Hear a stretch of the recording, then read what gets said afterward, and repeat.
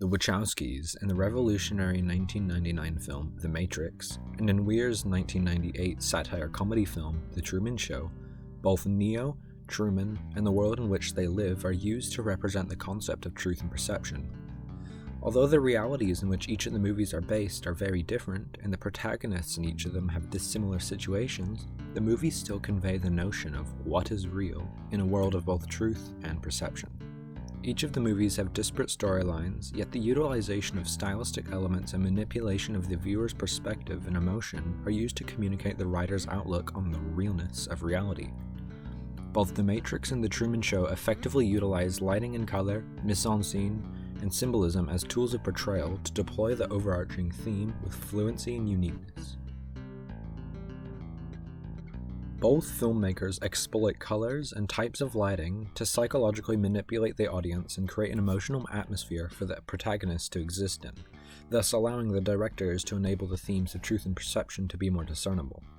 The Wachowskis' use of coloring and lighting to depict the real world versus the Matrix, and the state in which they are both in, their legitimacy and the facts surrounding them, allow for the audience to easily tell when the scene is set within the Matrix, and the fact that the real world is darker than the Matrix itself. An example of this is during the scene where Neo wakes up from his juice pod, and the lighting is extremely ominous and very mysterious. The coloring mostly consists of dark blues and blacks with a light red glow coming from the pod, and while Neo is observing the scene, it is a very important moment in depicting the theme of truth and perception. In contrast, Weir uses bright, saturated colors to show the perfect nature of Truman's truth, and throughout the movie, as Truman learns more about the perception in which he lives, the colors become darker. Whenever Truman is in his basement, reminiscing on the meeting with Sylvia, a sign that he is living within perception, the scene is darker than when he lives as a part of the fake, utopian-like Sea Haven. The use of coloring and lighting in both texts are effectively utilized to communicate themes of truth and perception with their individual but constructive differences in implementation. Mise-en-scene is one of the most pivotal stylistic features used by the filmmakers, as it's responsible for setting the atmospheric mood of the film in different scenes, and is used to represent the character's feelings towards what is considered truth or perception. In The Matrix, the directors used mise-en-scene to create a nauseating, pale green tint over everything whenever a scene took place within the Matrix, therefore hinting to the audience that it was, in fact, taking place in the Matrix. The use of this feature makes the Matrix seem more like a perceived world rather than the real one, although the common people within it do not know of the Matrix, and this form of mise-en-scene shows the perspective of the people who know the truth and those who do not. As for The Truman Show, Weir uses mise-en-scene to show the audience the reoccurring and monotonous scenery of the utopian Sea Haven, where Truman lives his everyday life. This repetitive scenery is something rarely experienced by humans, as we are almost never in such a restricted area for the period of our lives. Therefore, to us, we perceive his world as something unnatural and consider it perception, although, in Truman's case, Sea Haven is the only thing he has ever known and considered his life truth. The employment of mise-en-scene in both films strongly emphasize the themes of truth and perception and greatly help the conveying of the setting. In both films, the directors have used symbolism to represent forms of truth and perception and have subtly but carefully situated symbolism into some of the objects and characters.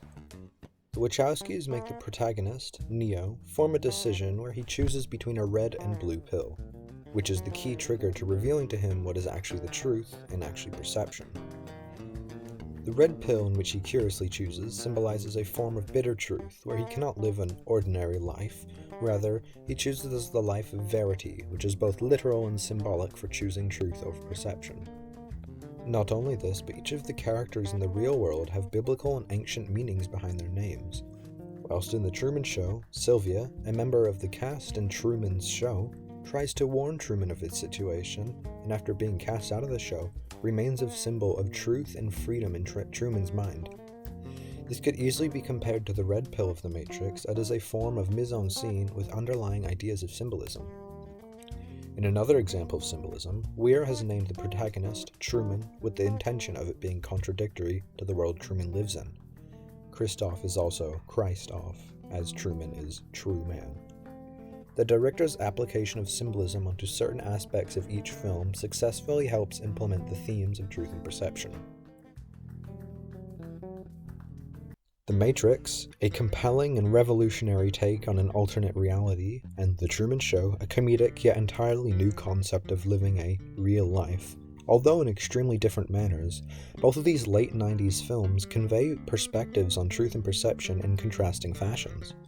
Although Weir's cheery, bright take on what is truth and what is perception, and the Wachowskis' gloomy, cataclysmic take on reality, both attempting to not necessarily answer, rather portray a form of world with a literal truth and perception of reality. The directors of each film utilize lighting, coloring, mise-en-scene, and symbolism to help convey this theme to the audience, in all different ways with a similar end result in the viewer's mind.